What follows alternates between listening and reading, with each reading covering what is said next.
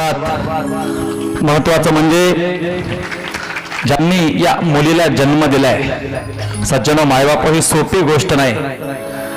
एक सांगू तुम्हाला, जीवनामध्ये बापाच्या जीवनात सगळ्यात महत्त्वाचं काय असेल तर ते मुलगी असते महाराज, मुलगी असते।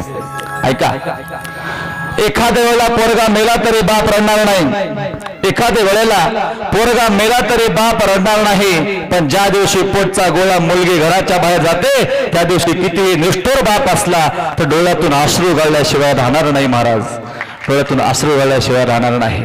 म्हणून आपल्या या गोड मुलीला ज्यांनी जन्म दिलाय, या मुलीला घडवलंय, आपला त्याग केला आणि आपल्या पोटची मुलगी वसंत बाबांना दत्तक दिली, हे कार्य आपल्या जीवनामध्ये कोणीच करू शकत नाही महाराज। कोणी पैसा देतील, जागा देतील, धन देतील, सगळं काही देतील, पण आपल्या पोटची मुलगी एखाद्याला दत्तक देणं हे सगळ्यात मोठा दुःखाचा क्षण आहे। आणि ज्या दिवशी ही मुलगी दत्तक दिली त्या दिवसापासून ती मुलगी आपली आहे किंवा आपलं नाव त्या मुलींना ज्यांनी कधीच लावलं नाही महाराज, कधीच लावलं नाही। गेल्या जेव्हापासून भागवत कथा करण्याकरता मुक्ताश्रीने सुरुवात केली तेव्हापासून बाबांची नेहमी नेहमी नेहमी इच्छा असायची की आपल्या आरणीमध्ये एकदा तरी आपल्या पोरीची कथा झाली पाहिजे, एकदा तरी कथा झाली पाहिजे मायबाप। पण काय करतो तो बाप, व काय करतो, अत्यंत गरीब परिस्थिती होती, 4-5 मुली होत्या, एकुलता एक पोरगा त्या बापाला होता, जवळ पैसे नव्हते आणि गरीबाला कोणी मान गावात देत नसतो महाराज। तुकोबारा सांगतात ना, दुर्बळाचे कोण ऐके घालून या मन, दुर्बल माणसाचं आपल्या जीवनामध्ये कोणी ऐकत नसतं। समाजामध्ये स्वतःची गरिबी आहे, समाजामध्ये मान नाही, कोणी आपलं ऐकत नाही, इच्छा मात्र हृदयामध्ये ठासून भरलेली आहे की आपल्या जन्मदात्या मुलीला आपल्या आरणीमध्ये व्यासपीठावरती बसवायचं आहे, व्यासपीठावरती बसवायचंय। पण आजपर्यंत 12 वर्ष झाले तब्बल महाराष्ट्रामध्ये प्रत्येक जिल्ह्यात, प्रत्येक तालुक्यात, प्रत्येक गावात जाऊन माझ्या पोटची मुलगी भागवत कथा करते, पण मी असा आभागी बाप आहे की माझ्या तालुक्यात, माझ्या गावात आजपर्यंत कथा झाली नाही। बाबा कधी बोलून दाखवत नव्हते महाराज, बोलून दाखवत नव्हते। एक सांगू तुम्हाला, मी सांगेन, निश्चित सांगेन, मला कधी कधी देवाचा राग येतो महाराज, देवाचा राग येतो। मला या बाबांचा जावई बनवण्यापेक्षा मला या बाबाचा मुलगा बनवायला पाहिजे होता, मुलगा। अरे ज्याच्या पाठीमाग असला बाप आहे महाराज, असला बाप आहे, त्याच्या जीवनामध्ये कसल्याच प्रकारची कमतरता पडणार नाही महाराज। कुठला बाप आहे की आपल्या पोरीच्या भागवतासाठी स्वतः तांब्याच्या कट्ट्याच्या गोण्या आपल्या खांद्यावर घेऊन वाहतो महाराज, स्वतः सिलेंडरच्या गॅसच्या टाक्या आपल्या खांद्यावर घेऊन वाहतो, स्वतः पायात चप्पल न घालता आज त्यांचे पाय पाले तर मोठे पोर आले महाराज। गेल्या 1 महिन्यापासून ज्या व्यक्तीच्या डोळ्याला डोळा नाही महाराज, रात्रीच्या 2-2, 3-3 वाजेपर्यंत जो बाप नुसता लाईट कडे पाहत राहतो, उद्या काय नियोजन आहे आणि सतत प्रयत्न केला।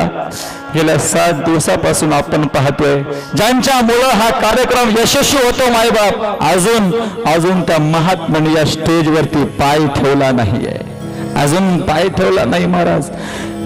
नेहमी दारात चौकीदारासारखं, सेवकासारखं उभा राहून आलेल्या प्रत्येक माणसाची व्यवस्था करणारा तो बाप पडद्याच्या आड राहून गेला महाराज। आणि प्रत्येक माणूस आम्हाला विचारतोय, तुम्ही रोज सांगता मग त्या मुक्ताश्रींचे आई वडील आहेत तरी कसे, आहेत तरी कोण, कसे आहेत, त्याने या मुलीला घडवलंय, असे बाप कोण आहे? मी ज्ञानोबरांची मुक्ती तुम्हाला सांगेल, जगी ऐसा बाप व्हावा, त्याचा वंश मुक्तीचा जावा, पोता येता हरले पापा, ज्ञान देवा माय बापा। म्हणून माझ्या वडिलाची मिरासी गा देवा, तुझी चरण सेवा पांडुरंगा, उपवास पारणे राखीला दारवंता, केला भोगवटा आम्हा लागी। या तुकोबारांच्या मुक्तीप्रमाणे बाबांच्या चरणावर पहिल्यांदा दंडवत घालतो आणि आदरणीय आमच्या वृंदाताई बुटले यांना विनंती करतो की त्यांनी आई आणि बाबा या दोघांचा या ठिकाणी सन्मान करायचा।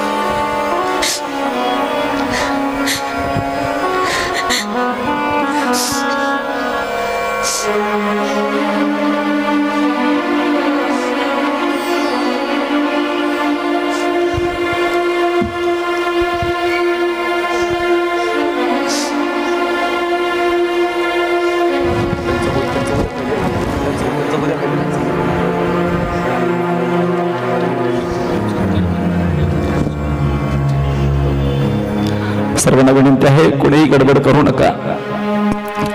आज खूप आमच्या जीवनातला तरी कमीत कमी खूप मोठा आनंदाचा क्षण आहे मायबाप.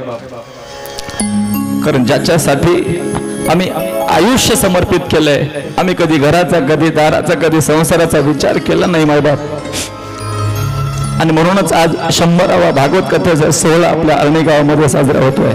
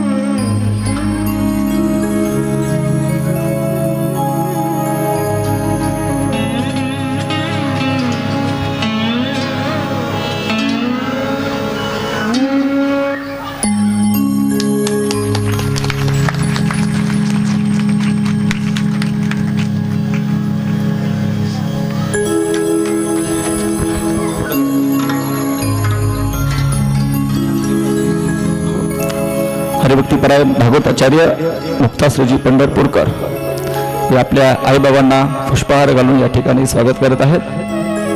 ज्यांचे अनंत उपकार आपल्या जीवनावरती आहे, ज्यांच्यामुळे आज एवढा मोठा खडतर प्रवास करून 100व्या कथेपर्यंत त्या पोहोचलेल्या आहेत. म्हणून मातृपुत्र पूजन सोहळा या ठिकाणी सुरू आहे. पुन्हा एकदा सर्वांनी जोरदार टाळी वाजवून या ठिकाणी स्वागत करायचं आहे.